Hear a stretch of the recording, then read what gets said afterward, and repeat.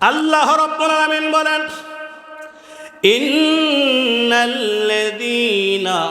আমানু ওয়া আমিলুস সালিহাতি কানাত লাহুম জান্নাতুল ফিরদাউসি নুজুলা। জোরে বলুন আল্লাহু আকবার।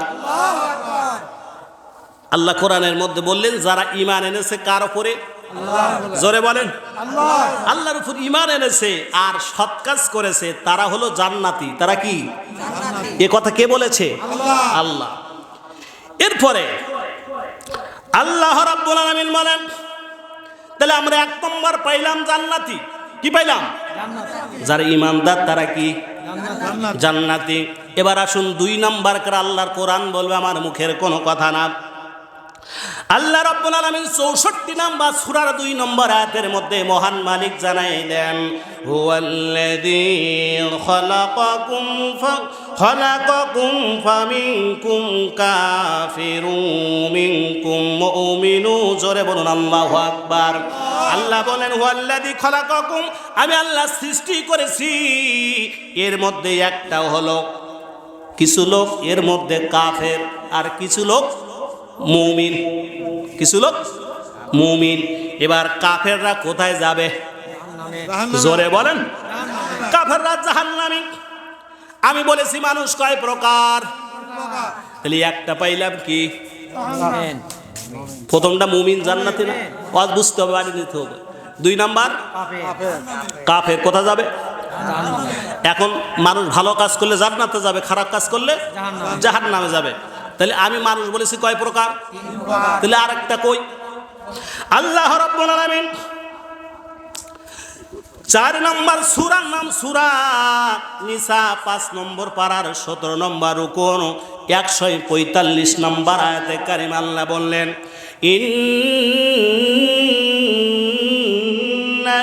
মুনাফিকিনা ফিদ দারকিল আসফালি মিনান নার ওয়ালান তাজিদ লাহুম নাসীরা। তাহলে সূরা নিসার 4 নম্বর সূরা আয়াত নম্বরে 45। এ কথা আমার না কার? জোরে জবান খুলে মুসলমান বলেন কার? আল্লাহ বললেন, তাহলে যারা ভালো কাজ করবে তারা কোন জায়গায় যাবে? জোরে বলেন। আর যারা আল্লাহকে মানে না, নবীকে মানে না, কোরআন মানে না। এবার আল্লাহ 3 নম্বর মানুষ সম্পর্কে বললেন মুনাফিক। মুনাফিক কাফেরদের মধ্যে হয় না, ইহুদিদের মধ্যে মুনাফিক হয় না, হিন্দুদের মধ্যে মুনাফিক হবে না, খ্রিস্টানদের মধ্যে মুনাফিক হবে না, নাসারাদের মধ্যে হবে না, নাস্তিকদের মধ্যে মুনাফিক হবে না। ওরা বিলকুল কাফের। কিন্তু মুনাফিক হবে মুসলমানদের মধ্যে। এই মুনাফিকরা আল্লাহ বললেন, মুনাফিকদের সম্পর্কে আল্লাহ বললেন সূরা নিসা 4 নম্বর সূরার 5 নম্বর পারার 5 নম্বর রুকুর 61 নম্বর আয়াতে আল্লাহ মুনাফিক বলছে কারা শোনেন, ওয়াইদা কিলা লাহুম তাআলাউ ইলা মা আনসালাল্লাহ ওয়া ইলার রাসূলি রাআইতাল মুনাফিকিনা সুদ্দুনা আনকা সুদুদা। আল্লাহ বললেন যে মুনাফিক কারা দেখো মুমিনদের মধ্যে, যেখানে আল্লাহর কোরআনের আলোচনা হবে, আমার নবীর হাদিসের আলোচনার হবে, ওয়াজ হবে, ওই জায়গায় ওরা আস্তে করে উঠে চলে যাবে। এ কথা কার? আল্লাহ। জোরে বলেন। তাহলে মুনাফিক যা কাজ হবে, যেখানে আল্লাহ এবং কোরআনের আলোচনা হবে, রসুলের হাদিসের আলোচনা হবে, এ জায়গায় এরা থাকবে না, আস্তে আস্তে করে চলে যাবে। এরা কোন দলের লোক? কাফেররা মুমিন? জোরে বলেন। তাহলে মুমিনেরা কোথায় যাবে? জান্নাতে। মুমিনেরা জান্নাতে। আর যারা আল্লাহর মানে না, কাফের, ওরা কোন জায়গায়? জাহান্নাম। আল্লাহ বললেন, এবার আপনাদের কাছে প্রশ্ন করি, বলুন আবু বকর রাদিয়াল্লাহু জান্নাতি না জাহান্নামী? আওয়াজ করে বলা। খলিফাতুল মুসলিমিন হযরত ওমর জান্নাতি না জাহান্নামী? হযরত আলী কারামুল্লাহ জান্নাতি না জাহান্নামী? হযরত ওসমান রাদিয়াল্লাহু জান্নাতি না জাহান্নামী? এবার আসুন, ফেরাউন জান্নাতি না জাহান্নামী? নমরুদ, আবু জেহেল জাহান্নামী। তাহলে জান্নাত আর জাহান্নামী দুই দল ভালো করেই বুঝলাম। মুনাফিকদের আচরণ বুঝলাম, যেখানে কোরআনের আলোচনা হবে, হাদিসের আলোচনা হবে, ওরা ওই জায়গাতে আস্তে আস্তে উঠে চলে যাবে। এদের কার আলামত? মুনাফিকের। আল্লাহ রাব্বুল আলামিন কোরআনের মধ্যে বললেন, ইন্নাল মুনাফিকিনা ফিদ দারকিল আসফালি মিনান নার। এই মুনাফিকরা, আবু জেহেল এত বড় অন্যায় করেছে, রাসূলকে দুনিয়ার থেকে সরাই দেওয়ার মিশন পরিচালনা করেছিল, জোরে বলুন ঠিক কিনা? কিন্তু আবু জেহেল যেখানে থাকবে জাহান্নামের, ওই জায়গায় মুনাফিকরা থাকবে না। এবার আমি আপনাদের কাছে প্রশ্ন করি, বলুন বন্ধুরা, ও পাবনার প্রিয় প্রাণ প্রিয় বন্ধুরা, আমার পাবনাবাসী, বলেন তো, যে জায়গায় আগুন জ্বালানো হয়, কামার বাড়ি গেছেন আপনার? কামার বাড়ি, কামার বাড়ির যেই জায়গায় আগুন জ্বালায়, ওপরের আগুনের চেয়ে ভিতরের আগুনের তাপমাত্রা বেশি থাকে, জোরে বলুন ঠিক কিনা? যদি দেখা যায় কিন্তু ওপরে আগুন বেশি জ্বলছে, ভিতরে কয়লার ভিতরে আগুন কম, তাহলে তো কামার নিচেই ধরতো না। ওই যে লোহা পুড়িয়ে বাড়িয়ে যে দা বটি দিক বানায় না, খন্তা কুড়াল, তাহলে এটা তো উপরে ধরতো আগুন, কিন্তু আগুন বেশি কিথে? কয়লার নিচেই। আল্লাহ রাব্বুল আলামিন উদাহরণ দিলেন, বন্ধুরা, জাহান্নামীরা তো জাহান্নামে থাকবে, কিন্তু যারা মুমিনদের মধ্যে, মুসলমানদের মধ্যে যারা মুনাফিক হবে, আল্লাহ বললেন ওই মুনাফিকরা আবু জেহেল, আবু লাহাব, উতবা, শাইবা, ওয়ালিদ বিন মুগিরা, ফেরাউন, নমরুদ, কারুন, হামান যেখানে থাকবে, ওই জায়গায় না, জাহান্নামের সবচেয়ে নিচেই থাকবে মুনাফিকেরা।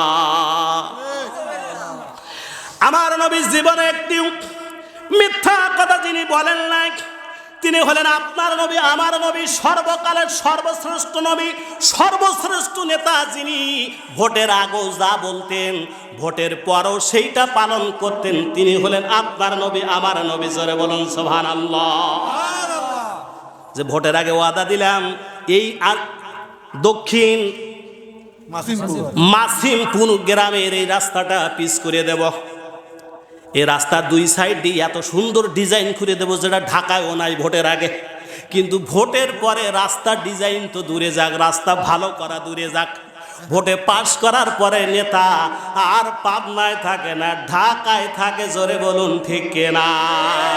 আর নেতার বাড়িতে যাইয়া সাধারণত কেউ সুযোগ পায় না, নেতার 5 তলা বাড়ি, নেতা কোন তালায় থাকে আল্লাহই ভালো জানে, গেটে বড় করে তালা মারা থাকে, আর যদি বাইরের থেকে গেটে একটু এরকম দেওয়া হয়, ঘৌ ঘৌ আছে না, বিদেশি কুত্তা পোষা আছে, ওখানতে ভয়তে নেতার বাড়িও যাওয়া লাগবে না, নিজেদের উন্নয়নের কোথাও কথা আর নেতার বলা লাগবে। এরকম নেতা আমার নবী, আপনার নবী, এরকম 2 নম্বর নেতা। জোরে বলেন, আপনার নবী, আমার নবী, সর্বকালের সর্বশ্রেষ্ঠ নবী, মহামানব। তিনি এবার বললেন, আন আবি হুরায়রা আন্না রাসূলুল্লাহ সাল্লাল্লাহু আলাইহি ওয়াসাল্লাম قال آيات المنافق 3: إذا حدث كذب وإذا وعد أخلف وإذا تؤمن خان। আবু হুরায়রা রাদিয়াল্লাহু হতে বর্ণিত, তিনি বলেন, মুনাফিকদের আলামত নবী আমার বলেছেন, 1 নাম্বার যে কথা বলবে, মিথ্যা কথা বলবে। কি বলবে? মিথ্যা কথা বলবে। আল্লাহর নবীকে বলা হলো, হুজুর 2 নাম্বার মুনাফিকের আলামত কি? হুজুর আমার বললেন, নবী আমার বললেন, সাহাবেরা আমার শোনো, 2 নম্বর মুনাফিকের আলামত হলো ওয়াদা করে ওয়াদা ভঙ্গ করবে, ওয়াদা পালন করবে না, এটা হলো মুনাফিকের আলামত। তাহলে আপনারা একটু আগে হাত তুলেছেন, আখিরি মোনাজাত করে যাবেন না, ওয়াদা করেছেন কিনা? এখন যদি আমার আর মাইকালার রাখি চলে যান, তাহলে কোন দলে? মুমিনদের দলে না কাফেরদের দলে? জোরে বলেন। তাহলে আমরা এখানে কেউ মুনাফিক হতে এসেছি না জান্নাতি? জান্নাতি যাওয়ার জন্য এসেছি। আল্লাহ কবুল করুক। জোরে একবার বলুন আল্লাহুম্মা আমিন। প্রিয় বন্ধুরা আমার, আমি আপনাদের খেদমতে পবিত্র কোরআনুল কারীমের 114টি সূরার মধ্যে 31 নাম্বার সূরা কয় নাম্বার সূরা? জোরে বলেন, কষ্ট হচ্ছে? এই কেবল আলোচনা শুরু হচ্ছে, এতক্ষণ যা হয়েছে আপনাদের বাইন দিয়ে ঠিক করে নেওয়া হয়েছে। ওই আপনারা ভুই চাষ করেন না, ইরি ধান করেন না, এলাকায় ইরি ধান আছে না? এখন ইরি ধানের চাষ করলেন না, পানি দিলেন না, চতুর্দিকে কি যেটা বাঁধেন ওটা কি বলে আপনাদের এলাকা? পাব নাই আইল বলে তো, আমাদের দেশে আইল বলে। মাশাআল্লাহ, আইল না দিয়ে খালি পানি তুলে দিলেন, চাষ করলেন না, যাই ধান রোপণ করবেন, ধান রোয়া যাবে? ঢেলার মধ্যে কাদা নাই, জায়গা ঠিক নাই, হবে? তাহলে আগে ঠিক করে বেড়া টেড়া লাইন করে এখন ওয়াজ শুরু হবে। আল্লাহ কবুল করুক, জোরে বলুন আল্লাহুম্মা আমিন। বন্ধুরা আমার, পবিত্র কোরআনুল কারীমের তাহলে সূরা আছে 114টি। জোরে বলুন কয়টা? এই 114টি সূরার মধ্যে 31 নাম্বার সূরার নাম হলো সূরা লুকমান। এর নাম শুনেছেন না? হ্যাঁ, এই সূরা লুকমানের 6 নম্বর আয়াতে কারিমা আপনাদের খেদমতে তেলাওয়াত করেছি। এর উপর কিছু তাফসীর করতে চাই কোরআন হাদিসের আলোকে। আপনারা শুনবেন না চলে যাবে? থাকবেন তো, কিছুক্ষণ থাকবেন ইনশাআল্লাহ।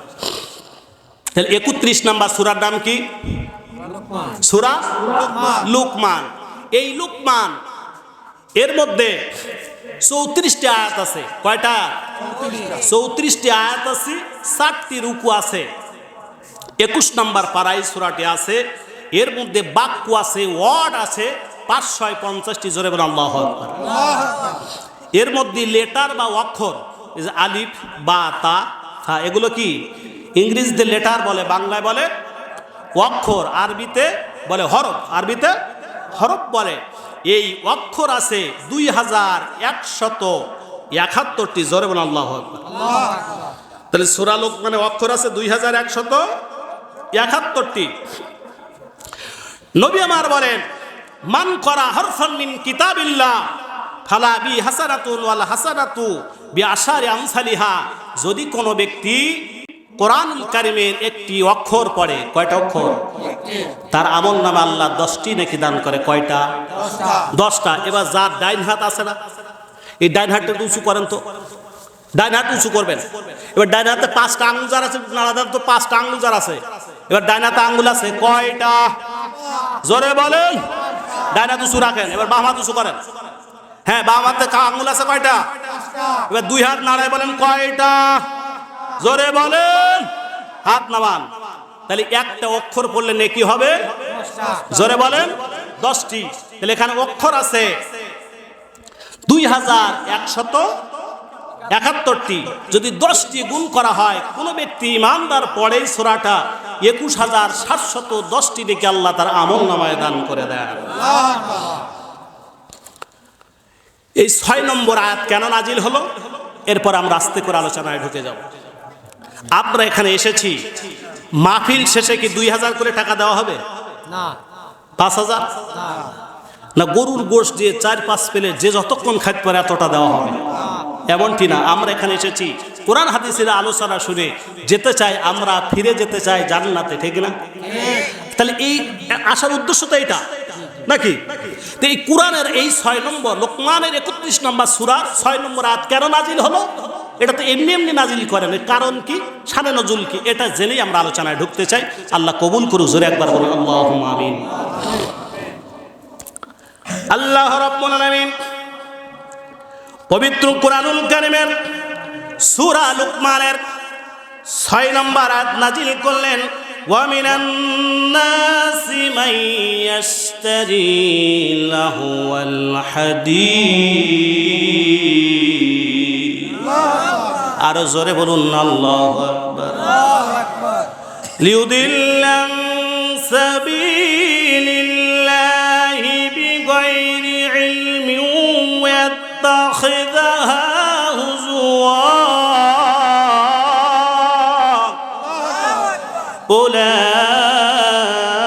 উলাইকা লাহুম আযাবুম মুহিন।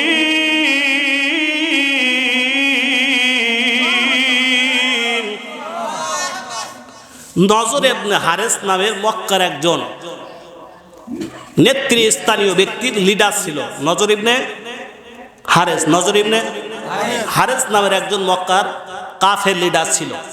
কি নাম? নজর ইবনে হারেস। নজর ইবনে হারেস। এই হারেস আল্লাহ রাসূলের উপর যখন কোরআনুল কারীমের আয়াত নাজিল হচ্ছে, একের পর এক নাজিল হচ্ছে মক্কায়, এই নজর ইবনে হারেস করলো কি? পার্শ্ববর্তী দেশ, আমাদের পার্শ্ববর্তী দেশ কি? জোরে বলেন। এই কয়েকদিন আগে দেখলেন না আমাদের এমবিসি ভেঙে ফেলায় কি কারণে? একজন হিন্দু মারা গেছে, আর ওরা হাজার হাজার মুসলমান মারি ফেলালে ওতে কোনো ক্ষতি নাই, ওদিকে কথা মারা। পার্শ্ববর্তী দেশ ভারত, মক্কার পার্শ্ববর্তী দেশ সেই সময় নাম ছিল পারস্য। সেই সময় নাম ছিল পারস্য, বর্তমান নাম ইরান। বর্তমান নাম ইরান। এই নজর ইবনে হারেস মক্কার থেকে দেখলো সব মানুষ তো মুসলমান হয়ে যায়, আল্লাহর নবী যেখানেই কোরআন তেলাওয়াত করে, নবী সাহাবীরা যেখানে কোরআন তেলাওয়াত করে, সব মক্কার মানুষেরা একবার হুড়মুড় খেয়ে এসে পড়ে সব শোনার জন্য পাগল। এই তো ধর্মে তো লোক থাকলো না, এই জন্য নজর ইবনে হারেস করলো কি? মক্কার কাফের নেতা পার্শ্ববর্তী দেশ ইরানে চলে গেল। পারস্য বাদ দিলাম, কারণ পারস্য বলে তো এখন আর বুঝবে না, পারস্য দেশ মানচিত্রে আছে, সেই সময় নাম ছিল পারস্য, বর্তমান নাম ইরান। ইরানে যাইয়া ওই দেশে রাজা বাদশার গল্প, রাজা বাদশাদের গল্প, রুস্তুমি খোশ গল্প, মানে কিস্সা কাহিনী যার কোনো মাথা মুন্ডু নাই, এই গল্প কিনে আইনে, বই কিনে এনে এবং নত্য কিনে আসলো, নাচনি নিয়ে আসলো। আনার পরে এই নাচনিদের দিয়ে ড্যান্সের আয়োজন করলো এবং আমোদ ফুর্তির আয়োজন করলো। আমোদ ফুর্তির এই আয়োজন যখন করা হলো, প্লিজ অ্যাটেনশন, এদিকে কি আপনার অন্য মনোযোগ হয়ে যাচ্ছে না? তো এদিক ওদিক করলে হবে না, তো এদিক খেয়াল করেন, বেশি করে হবে না। তো নজর ইবনে হারেস এসে এইটা নিয়ে নর্তকী, সেখানে ড্যান্সের লোক রাখলো যারা ড্যান্স দেবে। কি করবে?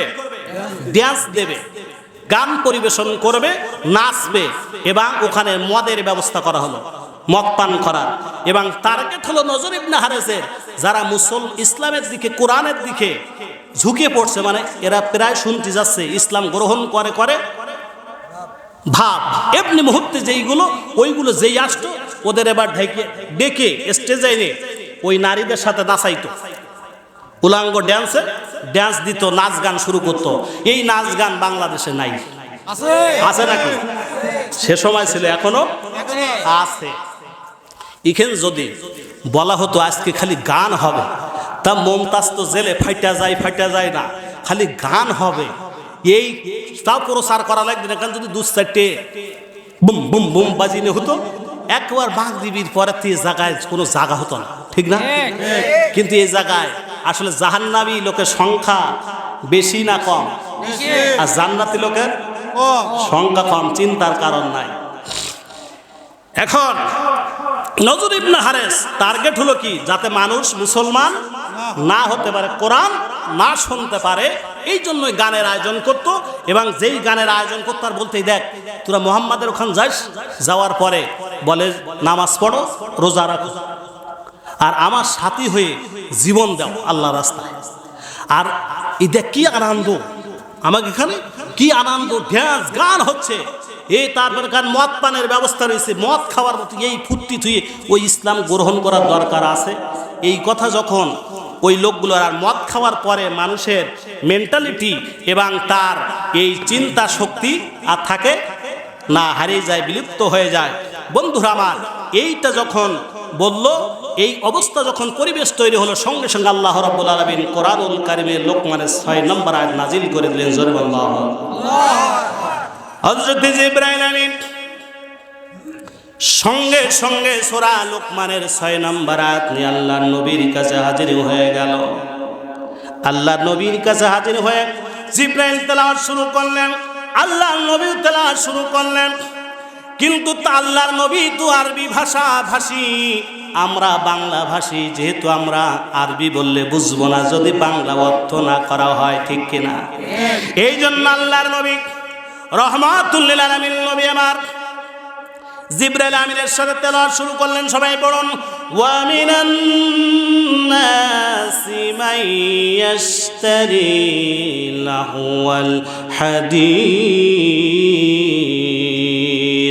লিউদিল্লা সাবিলিল্লাহি বিগাইরি ইলমি ওয়াত্তাখিযাহা হুজুআ উলাইকা লাহুম আযাবুম মুহিন। এই মুহূর্তে যারা আমার সাথে তেলাওয়াত করেছেন, আল্লাহ রাব্বুল আলামিন এই আয়াতের মধ্যে ৭১টি অক্ষর রয়েছে, ৭১ 10 দিয়ে গুণ করলে ৭১০টি নেকি আল্লাহ রাব্বুল আলামিন আপনাদের আমল নামায় নগদে নগদে দান করে দিয়েছে। আয়াত নাজিল হলো, আল্লাহ রাব্বুল আলামিন বলেন ওয়া মিনান নাসি মান ইয়াশতারি, মানুষের মধ্যে এমন কিছু লোক আছে যারা মানুষদেরকে নিজের মনের অজান্তে বিভ্রান্ত করার জন্য গান বাজনা বাদ্যযন্ত্র নৃত্য ড্যান্সের মাধ্যমে বিপদগামী করে ফেলে। এই আয়াত নাজিল হয়েছে আজ থেকে ১৪০০ বছর আগে। জোরে বলুন ঠিক কিনা? প্রিয় বন্ধুরা আমার, আয়াত নাজিল করে আল্লাহ বললেন গান বাজনা জায়েজ না হারাম? জোরে বলুন, গান বাজনা জায়েজ না হারাম? এবার আমি আপনাদের কাছে জানতে চাই, যে সমস্ত বাবুলরা বলে গান বাজনা জায়েজ, এমন বাবুল বাংলাদেশে আছে কি না? এবার আমি আপনাদের কাছে একটা প্রশ্ন রাখতে চাই বন্ধুরা, এই ময়দানে বিএনপির লোক আছে কিনা? জোরে বলেন। আর কদিন পর তো মিছিল দেবেন, এখন বললি লজ্জা কি? বিএনপির লোক আছে কিনা? এখন আমি আপনাদের কাছে জানতে চাই, যারা বিএনপি করেন, শহীদ রাষ্ট্রপতি জিয়াউর রহমানকে যদি কেউ গালি দেয়, যে বিএনপি করে তার কলিজায় আঘাত লাগবে কিনা? কারণ তার প্রেসিডেন্ট, যে বিএনপির শহীদ প্রেসিডেন্ট জিয়াউর রহমানের আদর্শ লালন করে, তার নেতা শহীদ প্রেসিডেন্ট জিয়াউর রহমানকে গালি দিয়ে সেই জন্য প্রকৃত বিএনপি যে করে তার গায়ে জ্বালা আগুন ধরবে। জোরে বলুন ঠিক কিনা? এবার আমি আপনাদের কাছে জানতে কেন জামাত ইসলামের লোক আছে কিনা? জামাত ইসলাম যারা করেন, তাদের নেতা ডাক্তার শফিকুর রহমানকে যদি কেউ গালি দেয়, যারা প্রকৃত জামাত করে, তারা তাদের গায়ে আগুন লাগবে কিনা, জ্বালা করবে কিনা? আর যদি কারণ সে তার যেই দল করে দলের আমির ডাক্তার শফিকুর রহমানকে গালি দিয়েছে, এই জন্য জামাতের নেতা, জামাতের কর্মী যারা জামাতকে ভালোবাসে তারা মানতে পারে না। এটা সে প্রতিবাদ করবে কিনা? বিএনপি শহীদ প্রেসিডেন্টকে গালি দিলে যে বিএনপি করে সে প্রতিবাদ করবে কিনা? এবার আমি আপনাদের কাছে প্রশ্ন করি, গভীর মনোযোগ। আমরা নবী হযরত মুহাম্মদ সাল্লাল্লাহু আলাইহি সাল্লামকে নবী মানে কিনা? আমরা আল কোরআনকে আমাদের জীবনের সংবিধান মানে কিনা?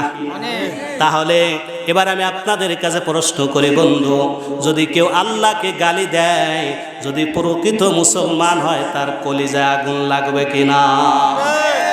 যদি নবীকে গালি দেয়, প্রকৃত ইমানদার বলে দাবি করে, তার কলিজায় আগুন লাগবে কিনা? যদি সে প্রকৃত ইমানদার হয়, মুমিন হয়, তার সংবিধান, তার গ্রন্থ আল কোরআন নিয়ে যদি কেউ ব্যঙ্গ করে, গালি দেয়, মুসলমান হলে তার কলিজায় লাগবে কিনা? আর যদি না লাগে সেটা মুনাফিক, ঠিক না? যারা বিএনপি করে, বিএনপির শহীদ প্রেসিডেন্ট জিয়াউর রহমানকে গালি দিলে তার কলিজা আগুন লাগবে, এটাই স্বাভাবিক। যারা জামাত ইসলাম করে, জামাত ইসলামের আমির ডাক্তার শফিকুর রহমানকে গালি দিলে তার কলিজা আগুন লাগবে, এটাই স্বাভাবিক। ঠিক তদরূপভাবে যারা আল্লাহ কোরআন নবীকে নিয়ে যারা গালি দেয়, এই গালি দেওয়ার পরে যারা প্রতিবাদ করে না, এরা মুমিন মুসলমান হতে পারে না, মুনাফিক। এতে কোনো সন্দেহ আছে? জোরে বলুন। কিন্তু এই গান আল্লাহর হারাম করেছেন কে? গান ভুলে গেছেন অল্পক্ষণে? সূরা লোকমানের 6 নম্বর আয়াত দ্বারা গান বাজনা বাদ্যযন্ত্র হারাম করে দিয়েছেন কি? জোরে বলেন কি? আল্লাহ হারাম করে দিল। তাহলে বাবুলরা কেমনে গাইল? দেখেন বাবুলরা কি সুন্দর করে মুসলমানদের মধ্যে ঢুকে ইমান নষ্ট করতেছে। বাবুল নামক ফাবুল, যেমন বাংলাদেশের একজন মানিকগঞ্জের বাবুল আছে, তার নাম আবুল আছে না, আবুল সরকার। সে কি বলল, আল্লাহ তুমি যদি একা না হয়ে যদি আরো 10টা 20টা 200 400 আল্লাহ হতো। যুক্তি দেখেন, যে দরবার আছে না, পীরের দরবার আছে না, ওখানে যদি একজন পীর সাহেব থাকে, উনি যদি আরেকজন মনে করেন আমার এই ভাইরে খলিফা বানায়, উনি ওই জায়গায় একটা খানকা করল, তাহলে উনি কার মুরিদ? এই পীরের মুরিদ। তাহলে ওনার এনার দাম বাড়বে। তাহলে এরকম যদি আরো 10 জনের খলিফা বানায়, তাহলে ওনার দাম বাড়বে। যুক্তিটা দেখেন। আবুল সরকার বলছে যে আল্লাহ তুমি একা না হইয়া আরো 5টা 10টা আল্লাহ বানাইতা, আরো 200 400 আল্লাহ যদি বানাইতা, তোমার দাম বাড়তো। তুমি তা তো করলে না আল্লাহ, তুমি এত বোঝো, কিছু বোঝো না। আল্লাহ বলে কিছু বোঝো না, ঈমান আছে না। তাহলে ও মুসলমান না মুনাফিক? জোরে বলে। এরপর আবার কি বলল আল্লাহ, যে আল্লাহ আমার নাস্তি বলিস, আমরা গানে নাচি। কোরআনে নাস্তি বলিস, কোরআনে বলে আরে তোমরা জানো না, কোরআনে আল্লাহ নাস্তি বলে কুল আউযু বিরাব্বিন নাস, আল্লাহ বলে নাচ, তাই আমরা নাচি। কুল আউযু বিরাব্বিন নাস, আমরা নাচি। মালিকিন নাস, এই দেখা আবার আল্লাহ বলতে নাস্তিক। ইলাহিন নাস, এখানেও আল্লাহ বলতে নাস্তিক। মিন শাররিল ওয়াসওয়াসিল খান্নাস, এখানেও আল্লাহ নাস্তি বলছে।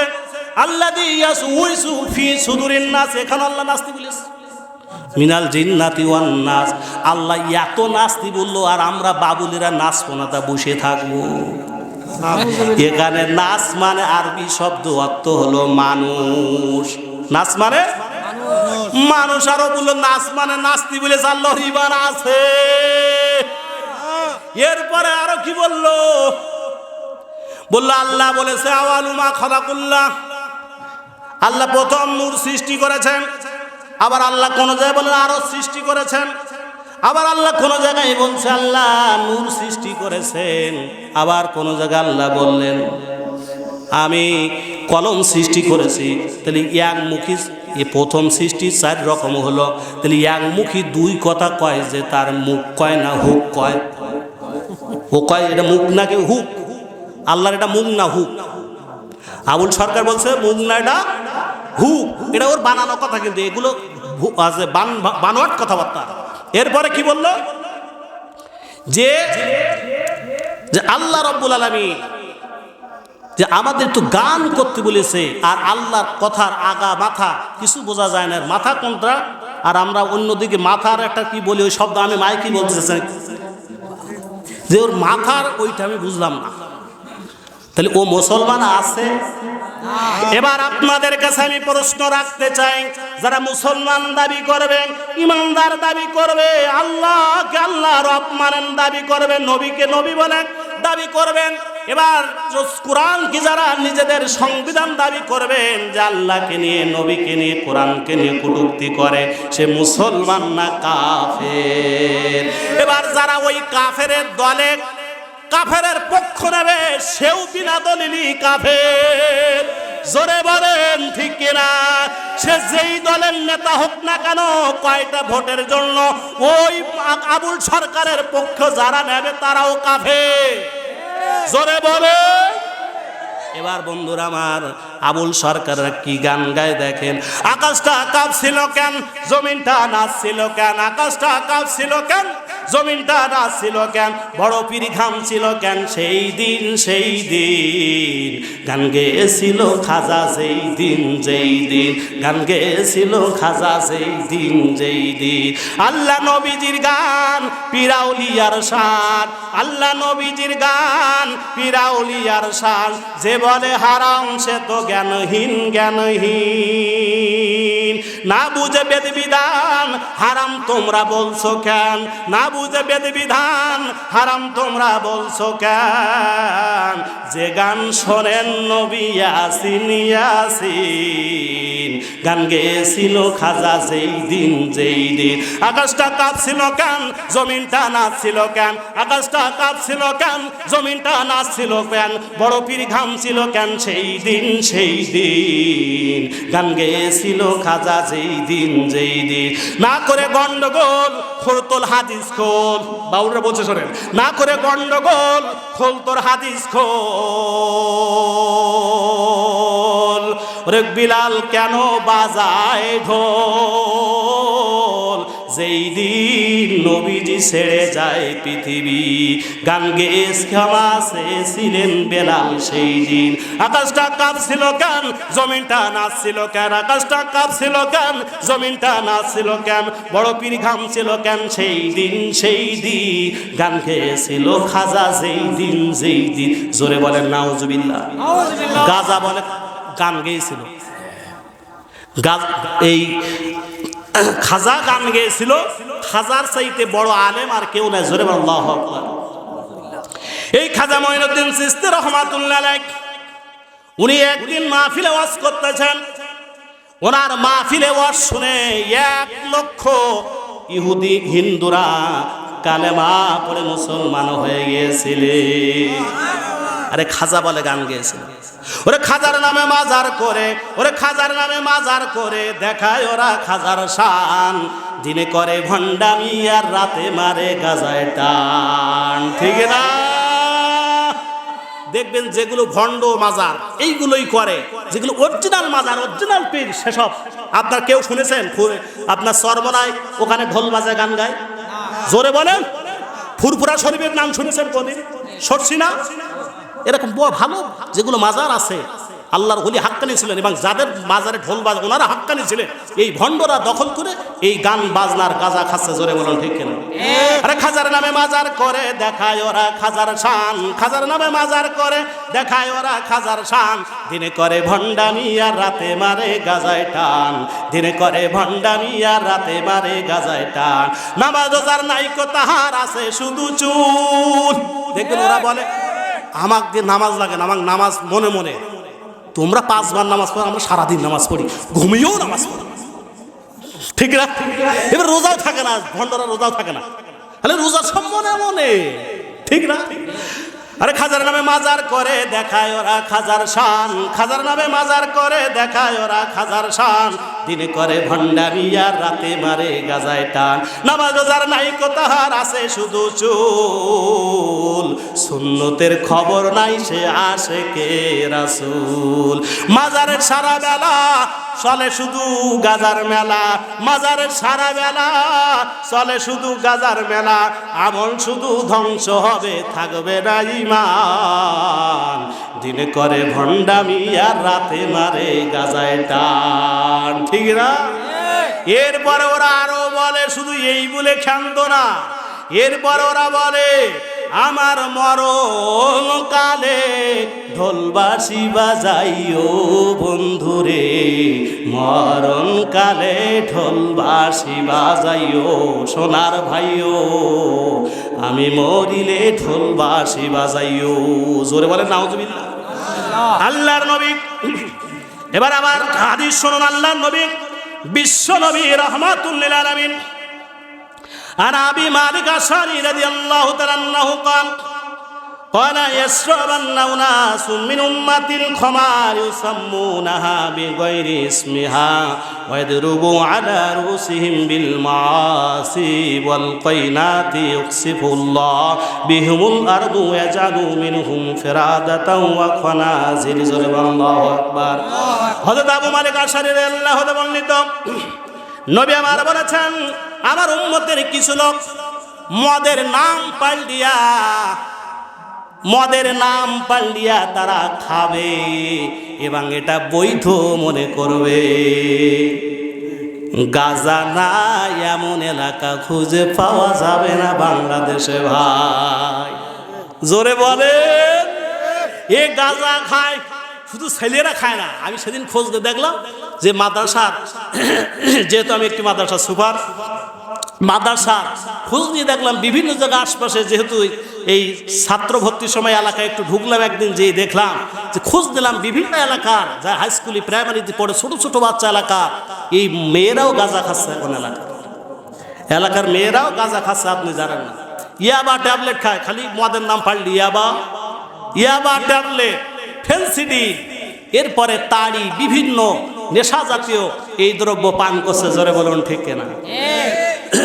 বন্ধুরা আমার, আল্লাহর নবী বললেন তারা নর্তকীদের দিয়ে নাচাবে, নর্তকীদের নাচাবে, গানের ডান্স করবে। কারণ দেখবেন বিভিন্ন জায়গায় ভোটের আগে বিভিন্ন নেতা মানুষ জোগাড় করার জন্য গানের আয়োজন করবে, নর্তকীরা থাকবে, নাচবে, ড্যান্স দেবে। ওই নেতা ওই জায়গায় বসে থাকবে, কিন্তু মাহফিল দেবেন, বলবে আমি সারাদিন এত ব্যস্ত, কষ্ট হচ্ছে বলে চলে যাবে, কিন্তু গান যতক্ষণ হবে একটা উঠে যাবে না। জোরে বলুন ঠিক কিনা? বন্ধুরা আমার, আল্লাহর নবী রহমতের নবী বললেন তারা নাচ গান করবেন। এর কারণ আল্লাহ বারে বারে ভূমিকম্প দেবেন। দেখছেন না, বারবার ঘন ঘন ভূমিকম্প হচ্ছে। আল্লাহ নবী বললেন ভূমিকম্প হবে। এই ভূমিকম্পের কারণে আল্লাহ রাব্বুল আলামিন পৃথিবীকে ধ্বংস করে দেবেন। এই হাদিসটা কোথায় আছে? ইবনে মাজার 4020 নম্বর হাদিস, বাইহাকির 17160 নম্বর হাদিস, ইবনে হাব্বানের 6758 নম্বর হাদিস, তাবরানি 3342 নম্বর হাদিস, সহিহুল জামে 5454 নম্বর হাদিস। এই হাদিসটা এই কয়টি কিতাবের মধ্যে আছে। এবার আমি আপনাদের কাছে জানতে চাই, গান বাজনা জায়েজ না হারাম? জোরে বলেন। তাহলে এরা যে বললো খোল তোর হাদিস খোল,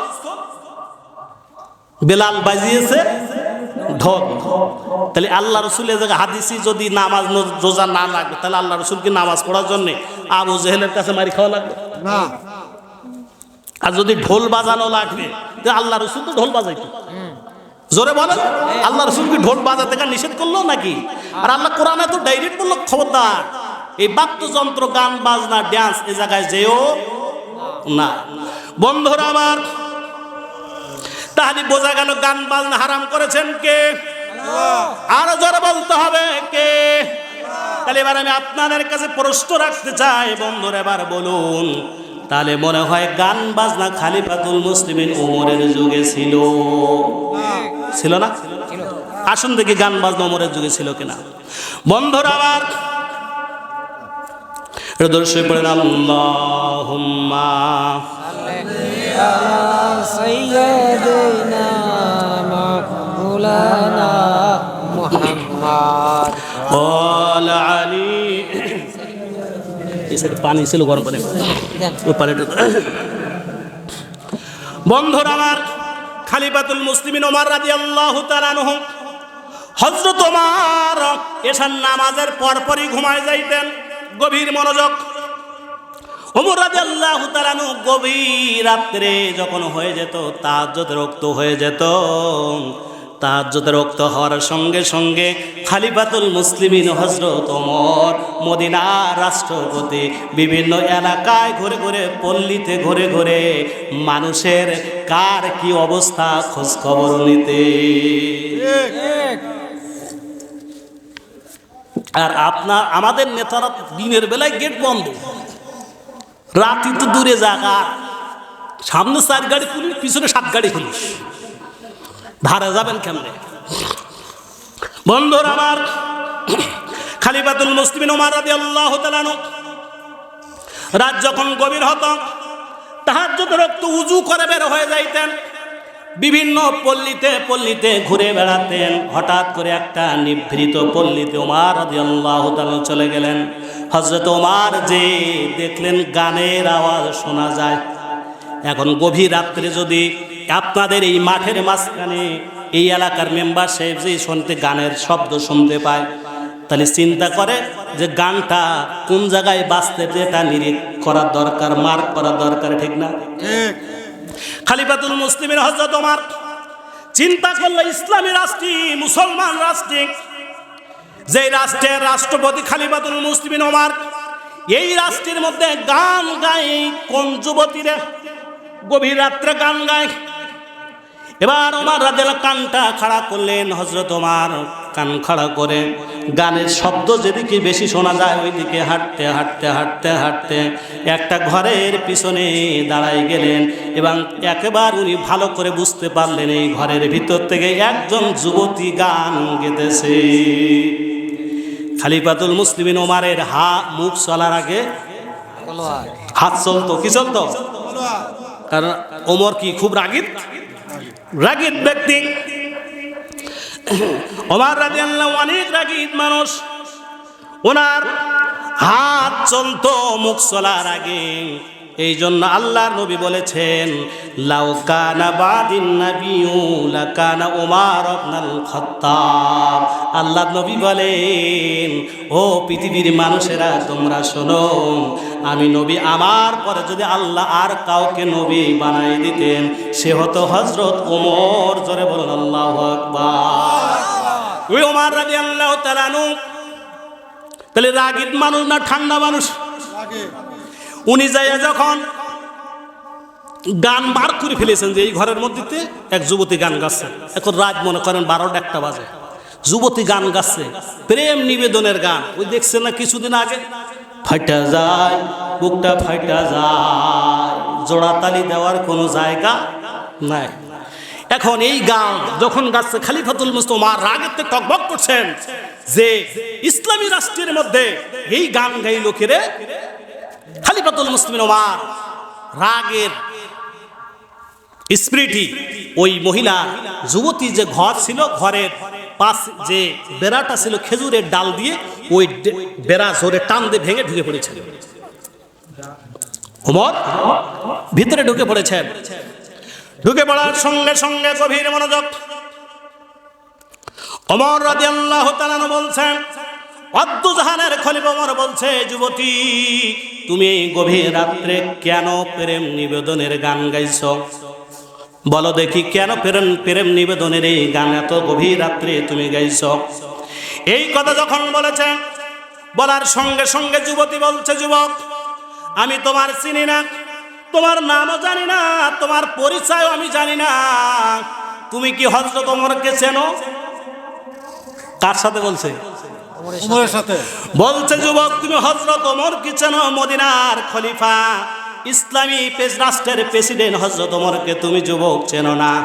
তুমি ভুল করেছো, এই মুহূর্তে আমার ঘর থেকে বের হয়ে যাও, নাহলে ওমর তো নিজেই সিআইডি। বন্ধুরা আমার, তাহলে যুবতীর বিরুদ্ধে যুবক কয়টা মামলা করবে? এবার যুবতী হযরত ওমরের বিরুদ্ধে কয়টা মামলা? তাহলে 1 নাম্বার মামলা, ওমর কি ভুল করেছে যুবক? আমরা দেব তো ইনশাআল্লাহ। আমার কিন্তু 12টার মধ্যে মোনাজাত করার কথা না, 2 ঘন্টা হয়ে গেছে। হ্যাঁ 12:30 মোনাজাত চলবে না? মোনাজাত করি হ্যাঁ। এবার হযরত ওমর আয়াত দিয়ে করতে হবে, আন্দাজে কিন্তু কাজ হবে না, আয়াত দিয়ে করতে হবে না। এবার হযরত ওমর বলছি, যুবতী বলো তো দেখি, আমি কোরআনের প্রথম আয়াত অমান্য করে ফেলেছি, আমি সালাম না দিকে ঘরে ঢুকে পড়েছি, এটা প্রথম ভুল করলাম। সূরা নূরের 61 নাম্বারটা আয়াতটা অমান্য করেছি যুবতী। এবার বলো তো দেখি, আমি কোরআনের আমার বিরুদ্ধে যে 2 নম্বর মামলা তুমি কালকে ওমরের দরবারে করবা, ওমরের আদালতে করবা, যে আদালতের প্রধান বিচারপতি হযরত আলী, ন্যায় ইনসাফের প্রতি, যার কাছে কোনো পার্সিয়ালিটি চলবে না, না দলের লোক না বিদলের লোক, ন্যায় ইনসাফের প্রতীক। আমরা সবাই ন্যায় ইনসাফের পক্ষে থাকবো তো? থাকবেন তো? আগামী দিন আমরা ন্যায় ইনসাফের পক্ষে থাকবো তো? কারা কারা থাকবেন একটু হাত তুলে দেখান। নারায়ে তাকবীর, নারায়ে তাকবীর। আল কোরআনের আলো আর সংসদে জালো, নারায়ে তাকবীর। হাত নামান, আল্লাহ কবুল করো। আপনারা কি ভোটের আগের রাত্রে ইরির কাছে কি ভোট বিছে খাবেন? হ্যাঁ, এদিকে খেয়াল করছে না ভাই, এদিকে ভোটের আগের রাত্রি কি এই মাল পেয়ে ভুলে যাবেন? এই মাল যদি নেয় অসুবিধা নাই, নিয়ে খালি পকেটে ঢুকবেন আর ভোটের কর্নারে যাইয়া জাগা মতো মেরে দেবেন। ঠিক আছে তো? কারণ আমরা আগামী দিনের বাংলাদেশি এই শহীদ আব্দুস সুবহানের প্রতিশোধ নেব, ন্যায় ইনসাফের পক্ষে ভোট দিয়া মতিউর রহমান, শহীদ মতিউর রহমান নিজামীর রক্তের বদলা নিব। এই আসনগুলো থেকে ন্যায় ইনসাফের প্রতীক সংসদে পাঠাই দিয়া। নারায়ে তাকবীর, নারায়ে তাকবীর। বন্ধুরা আমার, তাহলে এবার যুবক ভুল করেছে কয়টা? এরপরে খালি এটা দেবে না, বিভিন্ন চেয়ারম্যানদেরকে লীলাই দেবে। দেখবেন ইদানিং বিভিন্ন ফেসবুকের মধ্যে আসছে যে তোমার যে কার্ড আছে, যদি ওরা যায় কার্ড সব কাটিয়ে দেব। বলতে না, আরে পাবনা সাক্ষীরা। এরপরে তোমাকে বয়স্ক ভাতা থাকবে না, বিধবা ভাতা, এই জন্য এই দিক দিতে হবে। এই জন্যে কার্ড যেটা হয়েছে ওটা কারোর কাটার ক্ষমতা। তবে যদি ভুয়া কেউ মুক্তিযোদ্ধার সাইজে থাকে, ওর কার্ড আজও থাকবে না, কাইলেও থাকবে। এই জন্য যারা সঠিক বয়স্ক ভাতা, বিধবা ভাতা, দুগ্ধ ভাতা, পোষ্য ভাতা যারা পেয়েছেন, মুক্তিযোদ্ধা ভাতা যারা সঠিক মুক্তিযুদ্ধ ভাতা, আমি কোরআন সাক্ষী রেখে বলে গেলাম, যদি ন্যায় ইনসাফ যদি সংসদে যায়, তারা আপনাদের ভাতা বাড়াইবে, কাটবে না, কাটবে না, কাটবে না। আর যদি ভুয়া কেউ নিয়ে থাকেন, ভুয়া মুক্তিযোদ্ধা কাট করে যদি খেয়ে থাকে, ওর সমস্ত টাকা সব হিসাব করে ফিরিয়ে দেওয়া লাগবে। বন্ধুরা আমার, তাহলে যুবক ভুল করেছে কয়টা? কোরআনের আয়াত অমান্য করেছে কয়টা? এক নাম্বার কি করেছে যুবক? জোরে বলেন। মোনাজাত করে কষ্ট হয়ে যাচ্ছে, হ্যাঁ অনেক রাত হয়ে গেছে ভাই। বন্ধুরা আমার, এবার হযরত তোমার বলছে, যুবতীরে আমি কোরআনের 2 নম্বর আয়াত কোনটা ভুল করলাম, যার কারণে আগামীকাল আমার বিরুদ্ধে তুমি 2 নম্বর মামলা করবে। এবার যুবতী বলছে, যুবকরা তুমি পবিত্র কোরআনুল কারীমের 24 নম্বর সূরার নাম সূরা নূর, 18 নম্বর পারা, 9 নম্বর রুকুর 27 নম্বর আয়াতটা এই মুহূর্তে তুমি অমান্য করে ফেলেছ। তাহলে যুবতীর কোরআনের প্রতি কতটা পাণ্ডিত্য থাকলে কোন কোন আয়াত ভুল করেছে তার মুখস্থ বলতেছে অন্ধকারে। বলছে কি, তাহলে কত নম্বর আয়াত? 27 নম্বর আয়াত। কত নম্বর আয়াত? আল্লাহ রাব্বুল আলামিন বললেন, ইয়া আইয়ুহাল্লাযীনা আমানু লা তাদখুলু বুয়ুতান গায়রা বুয়ুতিকুম হাত্তা তাস্তানিসু ওয়া তুসাল্লিমু আলা আহলিহা ذلكم خير لكم لعلكم تذكرون।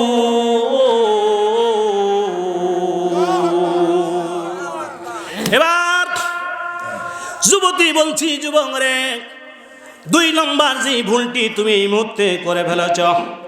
মাইকেল বলছে, কি ওয়াজ জুমাই ফিল ধরে শ্রোতা ওঠে না, আমিও বাড়ি যেতে পারি না। বন্ধুরা আমার, না মাইকেল খুব ভালো। বন্ধুরা আমার, এবার যুবতী বলছে, যুবক রে, 2 নম্বর যে ভুলটা তুমি করেছো, আল্লাহ কোরআনের মধ্যে বলেছেন। কিসের মধ্যে? জোরে বলেন।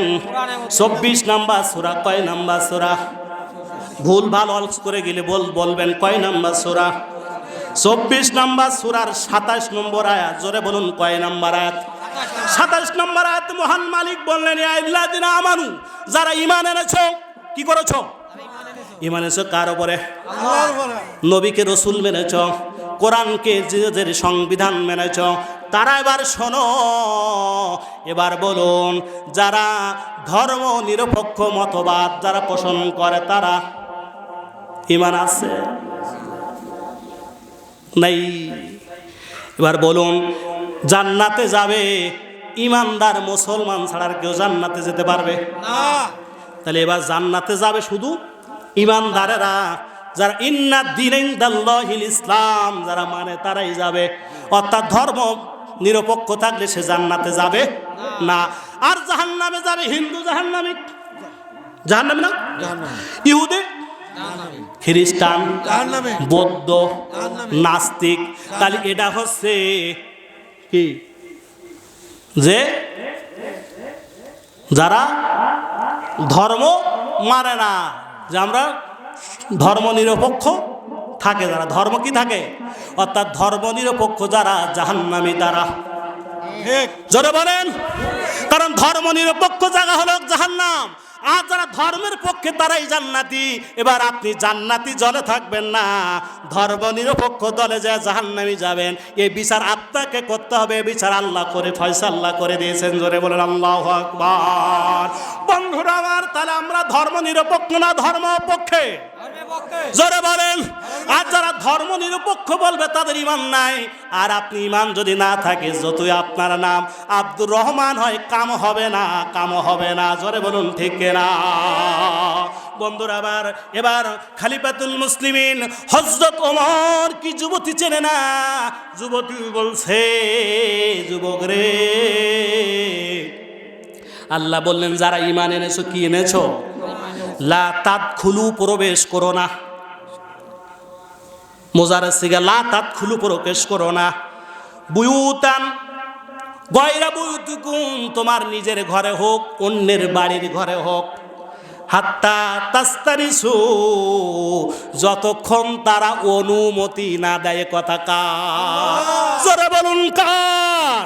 কারণ আপনার বাড়ি ঢুকতে হলেও সালাম দিয়ে অনুমতি নিতে হবে। আপনি যদি অন্যের বাড়িতেও যান, শুধু সালাম দিয়েও দরজা ঠেলা যাবে? পাঁচিল ঠেলা যাবে? পাঁচিল ঠেলা যাবে না। এই জন্য আল্লাহর রব্বুল আলামিন নিজেই বললেন, তোমরা সালাম দিয়েও ঢুকতে পারবা না। সালামের পথে দেওয়ার পরে বাড়ি থেকে ভিতরে ঢোকার পারমিশন হওয়া লাগবে, তারপর ভিতরে ঢোকা লাগবে। জোরে বলুন ঠিক না? কিন্তু এখন আমাদের দেশে দেখবেন সালাম কালাম তো নাই, অনুমতিও নাই। একজন আরেকজন যদি বিদায় নেয়, একজন আরেকজন বিদায় নেয়, তখন দেখবেন ওই ছোট বাচ্চাদের শেখানো হয়েছে বাই বাই টাটা কপালে ঝাঁটা। মনে করেন আপনি পাবনা সদরে যাচ্ছেন, ওই বাচ্চা ছোটতে শিখিয়েছে বাই বাই টাটা কপালে ঝাঁটা।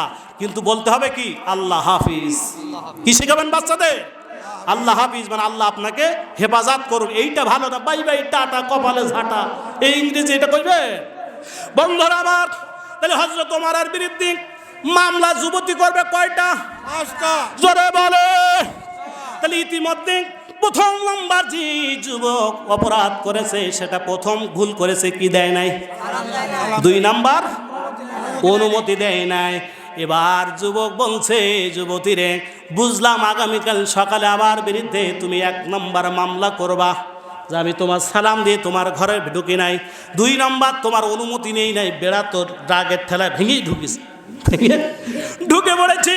এবার যুবতী বলছে, যুবক রে, 3 নাম্বার যে কোরআনের আয়াতটা তুমি অমান্য করে বলেছ, 3 নাম্বার মামলা যেটা হবে তোমার বিরুদ্ধে, যুবক রে, সেটা হলো সূরাল বাকারা 2 নাম্বার সূরার নাম সূরাল বাকারা। বাকারা মানে কি? ছাগল। জোরে বলে। বাকারা মানে গাভী। এবার ওই 2 নাম্বার সূরার 2 নম্বর পারার 7 নম্বর রুকুর 189 নম্বর আয়াত, 189 নম্বর আয়াতটা যুবক তুমি এই মুহূর্তে অমান্য করেছ, এই জন্য 3 নম্বর মামলা হবে তোমার বিরুদ্ধে। তাহলে কত নম্বর আয়াত? 100। এই দুজন চলে যাচ্ছে কি শিল লেগে গেছে নাই? বন্ধুরা আমার, এবার 3 নম্বর আয়াতটা কি অমান্য করে ফেললেন যুবক। সঙ্গে সঙ্গে যুবতী কোরআন আয়াত তেলাওয়াত শুরু করে দিলেন। ইয়াসআলুনাকা আনিল্লাহিল্লা কুল হিয়া মাওয়াকিতু লিন্নাসি ওয়াল হাজ ওয়া লাইসাল বিররু বিআন তাতুল বুয়ুতা মিন জুহুরিহা ولكن البر من اتقى ওয়াতুল বুয়ুতা মিন আবওয়াবিহা ওয়াত্তাকুল্লাহা লাআল্লাকুম তুফলিহুন। জোরে বলুন আল্লাহু আকবার।